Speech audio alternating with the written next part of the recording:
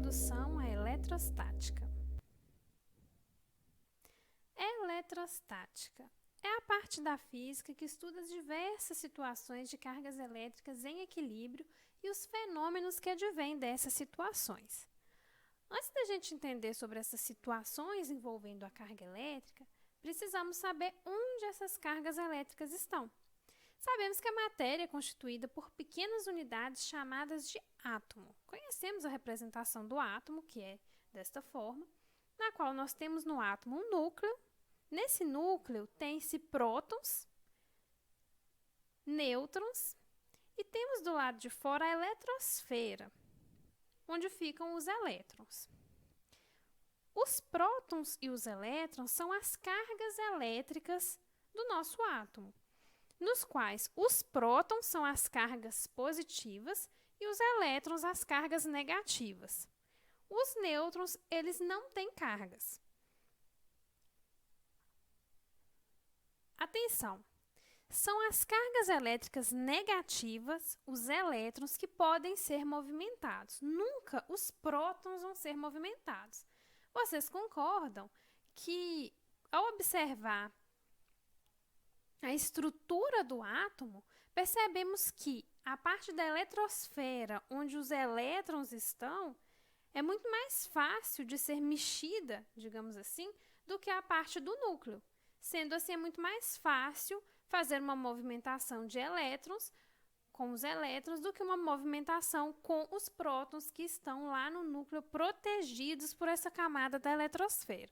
Por isso, sempre que a gente falar sobre esses fenômenos, essas interações entre as cargas elétricas, que nós vamos estudar na eletrostática, a gente vai sempre falar sobre movimentação de elétrons. Os prótons, eles não são movimentados nessa parte aqui, tá bom? A gente tem uma coisa que a gente chama de carga elétrica elementar. É a carga do elétron, sendo a menor quantidade de carga elétrica possível. É igual a 1,6 vezes 10 a menos 19 C. Esse E é de elementar, é a carga elementar. Não confunda com elétron. E o C é o Coulomb, a unidade no sistema internacional.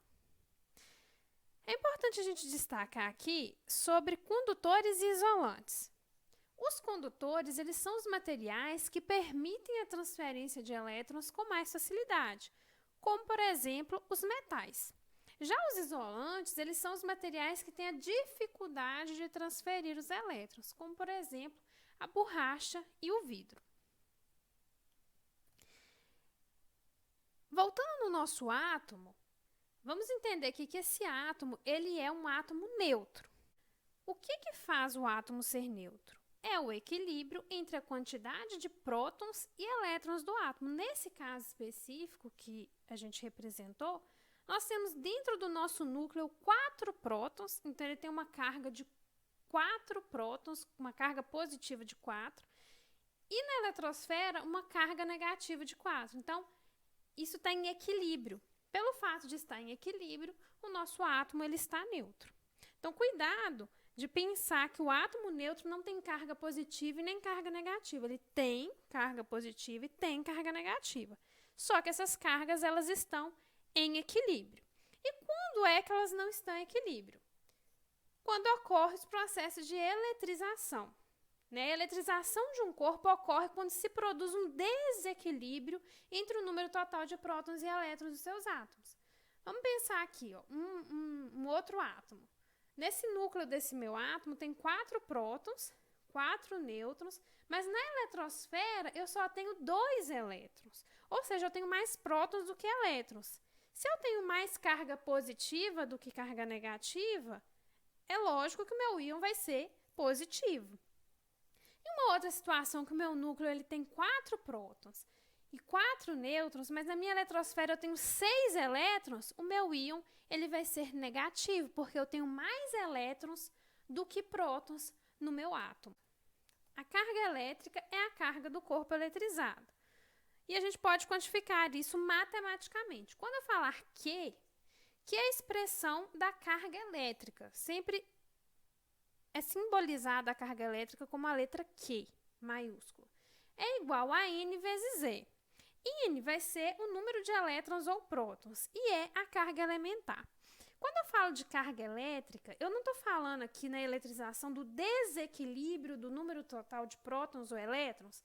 Para calcular a carga elétrica, então, eu vou utilizar nesse N aqui o número excedente de elétrons ou de prótons. Se eu estou falando do íon positivo no nosso exemplo, para mim calcular a carga aqui, quem que está excedendo? Nós estamos excedendo ali em 2 prótons. Porque se eu tirar 2 prótons do meu íon positivo, aqui a minha carga, o meu átomo volta a estar em equilíbrio e volta à neutralidade. Sendo assim, eu vou ter aqui um número de 2 prótons a mais. Então, a minha carga elétrica aqui vai ser uma carga positiva, porque eu tenho 2 prótons a mais. Então, aqui no N vai ser o 2, a carga elementar apresentada anteriormente, e esse vai ser o valor da minha carga. Se eu quiser calcular o do íon negativo, a mesma coisa, só que aqui a minha carga ela vai ser negativa. Eu tenho 2 elétrons excedentes aqui. Se eu tirar 2 aqui, fica 4, volta à neutralidade. Mas, só que aqui vai ser diferente o meu quê? Porque ele vai ser negativo. Porque aqui o meu íon é negativo, eu tenho um elétron excedente. Então, tá bom. E aí a gente tem o princípio da atração e repulsão, que é um princípio básico da eletrização, no qual cargas iguais se repelem. Se eu tenho 2 prótons um pertinho do outro, quando eu colocar eles vão um afastar do outro. Se eu tiver 2 elétrons um perto do outro, eles também vão se afastar. Isso porque são cargas iguais. Mas se eu tiver cargas diferentes, elas vão se atrair. Se eu tiver um próton e um elétron, eles vão se atrair um para perto do outro. Se eu tiver um próton e uma carga neutra, também vai ocorrer atração. E se tiver um elétron e uma carga neutra, também vai acontecer essa atração. Se você gostou do vídeo, dá um joinha e se inscreva no canal.